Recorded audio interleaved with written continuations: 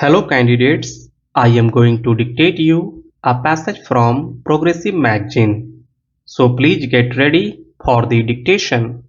The dictation will start after 15 seconds.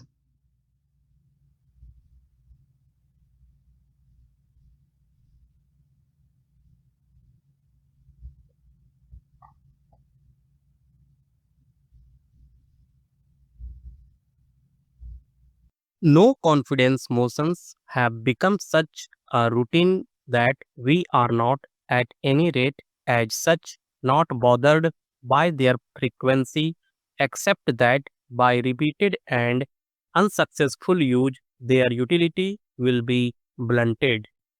Though we have been in full power, we have brought this country to a stage where in many states there are government of non-congress nature either headed by single parties or by coalitions. This in itself is proof that we do not want to sling to power, that we do not want to act undemocratically. The fact is that the Congress party allowed the constitution to work.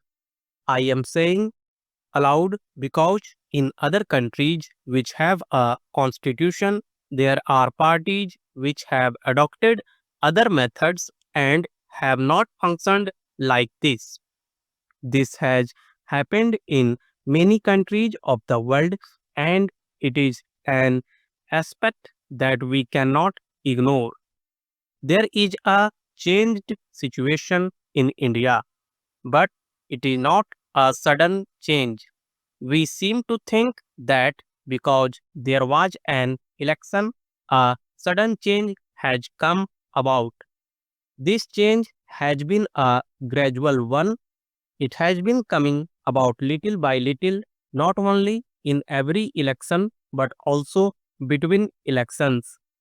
We have been watching the change coming over the people, and we have been consistently saying that these are the growing pains of democracy, that these are the roots which democracy is striking in our country.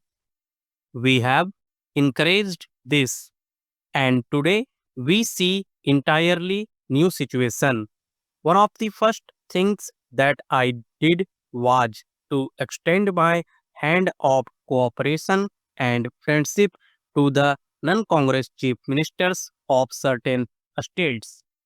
I am very happy to say that they responded in a like manner, and they have assured me that we can work together. It is not an easy situation because not only are the economic and the food situation difficult, but the whole complexity of this new political situation is there. But we will not fail for want of trying.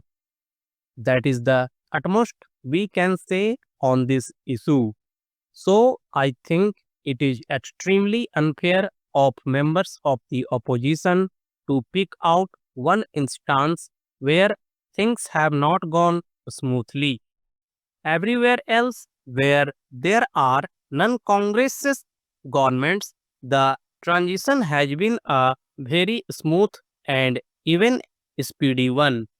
I wish it had been so in Rajasthan and in other states also. This is something which we can do only with the full cooperation of the states. It is something which we must sit down and discuss and formulate a plan which can be carried out and implemented in all parts of the country. Some have said that we would rather starve than import food. I am afraid I cannot agree with this, and I feel that it is an irresponsible statement to make in the present conditions. When I talked of cooperation with honorable members outside, it was not on a small matters of procedure, and things like that. Although they are important, and if we can work together, it is a good thing. But far more important is to get cooperation in matters of national importance and of life and death for our people. Certainly, food comes in that category. Food and drought relief are the foremost problems for us. Last year, we faced the same kind of problem, and it was only through a Herculean effort that we were able to avert a great human tragedy. This year is even more difficult because reserves are depleted and there is considerable uncertainty about supplies.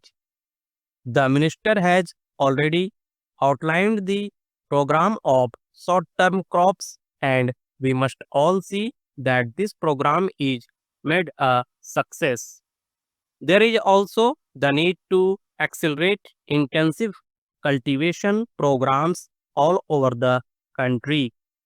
Many steps are being taken to deal with the immediate problem in Bihar and eastern UP.